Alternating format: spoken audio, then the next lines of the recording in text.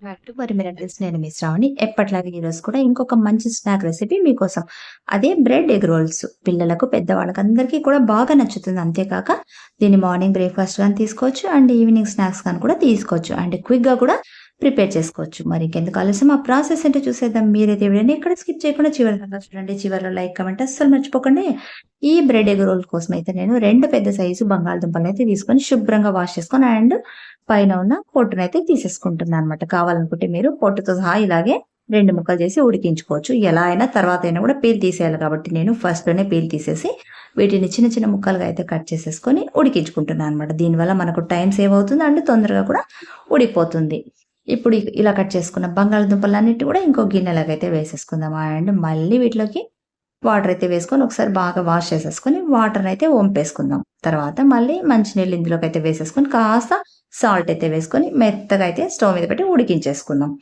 ఇవి ఉడికేటప్పటికి మనం 2 medium size ఉల్లిపాయలనైతే తీసుకుందాం. వీటిని పొట్టు తీసేసి చిన్న చిన్న ముక్కలుగా అయితే కట్ చేసుకుందాం. ఎంత చిన్నగా వీలైతే అంత చిన్న ముక్కలుగా కట్ చేసుకుంటేనే ఈ స్నాక్స్‌లోకైతే బావుంటుందనమాట. ఇలా కట్ చేసుకున్న ఉల్లిపాయ ముక్కలన్నిటిని కూడా పక్కన పెట్టేద్దాం. ఇప్పుడు ఇంకొక చిన్న బౌల్ తీసుకొని అందులోకైతే 3 కోడిగుడ్లనైతే పగలగొట్టుకొని వేసేసుకుందాం.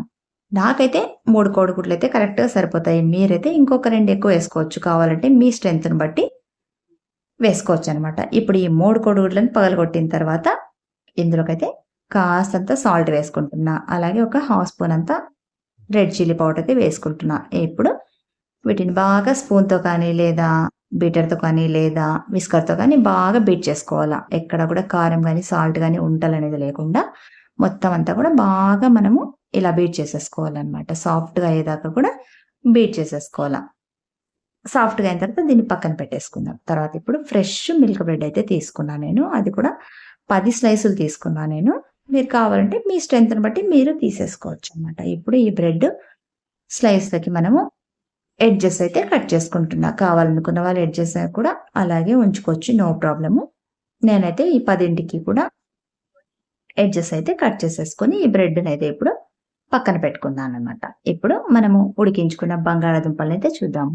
సో, మెత్తగా ఉడికిపోయినాయి కదా! ఇప్పుడు దీన్నైతే వాటర్ అయితే వంపేసేసుకొని బాగా మెత్తగా మ్యాష్ చేసేసుకుందాం. కావాలనుకుంటే వేడిగా లేకపోతే చేత్తో అయినా కూడా బాగా మ్యాష్ చేసుకోవచ్చు. నాకు కొంచెం కాలుతుంది కాబట్టి నేను మ్యాషర్‌తోనే మెత్తగా ఇలా మ్యాష్ చేసేస్తున్నాననమాట. మెత్తగా అయిపోయిన తర్వాత మనము ఇందులోకైతే కాస్తంత సాల్టు, అలాగే రెడ్ చిల్లీ పౌడర్ ఒక హాఫ్ స్పూన్ ధనియా పౌడరు, అలాగే మనం కట్ చేసి పెట్టుకున్న ఉల్లిపాయ ముక్కలు, సన్నగా కట్ చేసుకున్న కొత్తిమీర, అలాగే పావు టీ స్పూన్ అంత గరం మసాలా కూడా. కావాలనుకుంటే మీరు పెప్పర్ పౌడర్ కూడా వేసుకోవచ్చు. నేనైతే వేయలేదు. ఇప్పుడు ఒకసారి అన్నీ కూడా స్పూన్‌తో బాగా కలిపేసుకోండి. ఇంకా చేత్తో కలుపుకుంటే ఇంకా బాగా కలిపేసుకోవచ్చు. నాకు కొంచెం కాలుతుంది కాబట్టి నేను స్పూన్‌తోనే కలుపుతున్నాను.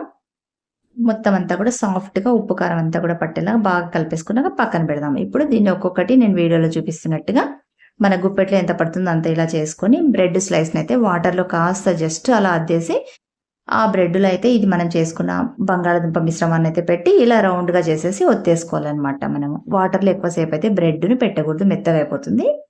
ఇలా అన్నీ కూడా మనము స్టఫ్ చేసేసుకున్న తర్వాత వీటన్నిటిని ఇంకొక ప్లేట్‌లోకైతే తీసేసుకుందాం. సో, నేను తీసుకున్నది 10 బ్రెడ్ స్లైసులు కాబట్టి 10 అయినాయన్నమాట రోల్సు. మీరు తీసుకునే దాన్ని బట్టి మీకవుతాయన్నమాట. సో, ఇప్పుడు వీటిని పక్కన పెట్టేసుకొని స్టవ్ వెలిగించుకొని స్టవ్ పైనైతే పాన్ పెట్టేసుకుందాము. పాన్‌లోకైతే ఒక 3, 4 స్పూన్ల దాకా ఆయిల్ అయితే వేసేసుకుందాం. ఆయిల్ కొంచెం హీట్ ఎక్కిన తర్వాత మనము రెడీగా పెట్టేసుకున్న ఈ బ్రెడ్ రోల్ తీసుకొని అండ్ మనం తయారు చేసి పెట్టుకున్న ఎగ్ మిశ్రమంలో అయితే బాగా డిప్ చేసేసి ఇలా ఒక్కొక్క దాన్నయితే మనం పాన్‌లో అయితే పెట్టేసుకోవాలి. చూసారు కదా వీడియోలో. అలా అన్నమాట. ప్రతి బ్రెడ్ రోల్‌ని కూడా మనం తయారు చేసి పెట్టుకున్న ఎగ్ మిశ్రమంలో బాగా డిప్ చేసుకొని ఇలా పెట్టేసుకోవాలి. అండ్ దీన్ని మీడియం ఫ్లేమ్‌లోనే మనము ఫ్రై అయితే చేసుకోవాలి. అండ్ షాలో ఫ్రై చేసుకోవాలి. డీప్ ఫ్రై కాదు.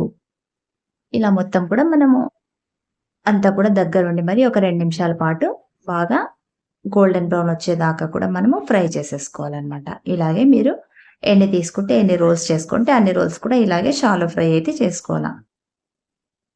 సో, మిగిలిపోయినదైతే నాకు కాస్త ఎగ్ మిశ్రమం అయితే చివర్లో మిగిలింది. దాన్ని చిన్న ఆమ్లెట్ లాగా అయితే వేసేసుకున్నాననమాట. దాంట్లో కావాలనుకుంటే మీరు ఇంకాస్త ఉల్లిపాయ ముక్కలు కూడా యాడ్ చేసుకొని ఆమ్లెట్ లాగా వేసుకోవచ్చు మిగిలిపోతే.